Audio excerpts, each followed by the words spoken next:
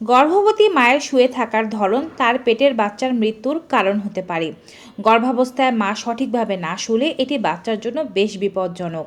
প্রথম 3 মাসে আপনি যেভাবে খুশি সেভাবেই ঘুমাতে পারেন। চতুর্থ পঞ্চম মাস থেকে চিত হয়ে ঘুমানো পরিহার করুন। ডান কাত ও বাঁ কাত ফিরে ঘুমানোর চেষ্টা করুন।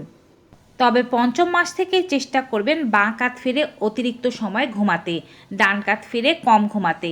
বাঁ কাত ফিরে ঘুমালে বাচ্চা ভালো পরিমাণে পুষ্টি, অক্সিজেন ও রক্ত পায়। যে সমস্ত মহিলারা চিত হয়ে বা ডান কাত ফিরে বেশি পরিমাণে ঘুমায় তাদের বাচ্চার মধ্যে মৃত্যুবরণের সংখ্যা অনেক বেশি। আসলে বাঁ কাত ফিরে ঘুমালে বাচ্চার শরীরে অক্সিজেন ভালোভাবে পৌঁছাতে পারে। মা যখন চিত হয়ে ঘুমায় তখন বাচ্চার শরীরে অক্সিজেন ও রক্ত পৌঁছায় না। এর ফলে বাচ্চার শরীরের জল কমে যেতে পারে।